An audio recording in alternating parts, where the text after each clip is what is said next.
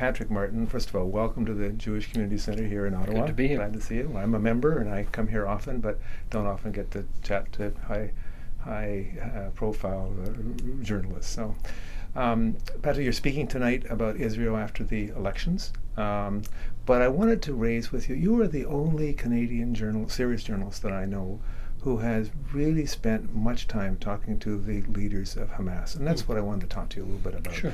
You had a terrific series in the Globe and Mail, including some videos in 2011, just about exactly 3 years ago. Since then, Israel has attacked Gaza several more times.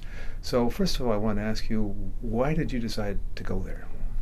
Well, we went particularly into Gaza to see Hamas up close, my videographer and I, because we really felt that this was a voice that wasn't really heard. It was important for us to understand if we are going to get anywhere, or if people are going to get anywhere in a peace process, they're going to have to talk to Hamas probably one day. So we thought we'd go to them and see what they have to say about some of the proposals that might come their way.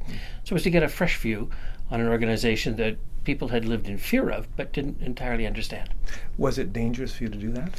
No, I must admit we were welcomed. We had introductions from past contacts with Hamas.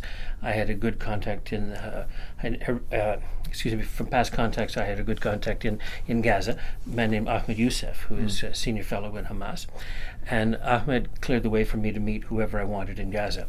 Similarly, on the West Bank in Hebron, Aziz Dweik was someone that I had gotten to know back in '91, and he made sure that I was welcomed everywhere. And so doors opened because of those two gentlemen, and I didn't feel insecure in the least.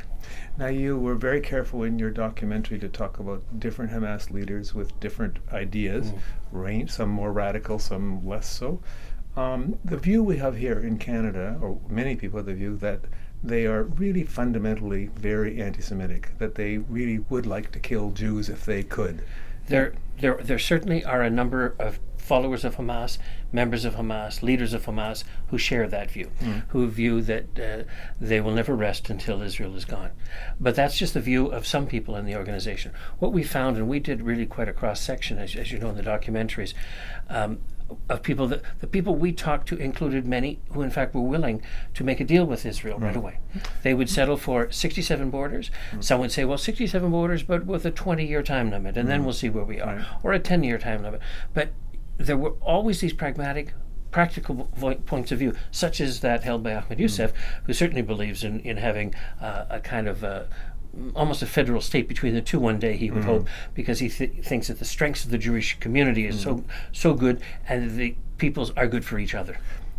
Do you think I'm wrong in making a difference between hating Jews and hating Israel? I mean, is it when they say about the ones who are saying we want to abolish Israel, does that mean sending all the Jews back to Europe? Is that what that means? No, to your first point, can you distinguish between hating Israel and hating Jews? Of course you can. If by hating Israel you're talking about hating Israeli policy, if you were opposed to the government's policy, I don't think that makes you anti-Semitic. I venture to say that half of Israelis are opposed to government policy in Israel from time to time, maybe more.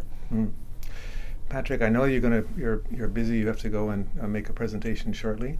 I'm really glad to meet you here, and I hope we'll have occasion to talk some more. Thank you so much for coming. Okay, thank you. Pleasure to be here, Peter. Okay, Thanks. bye-bye.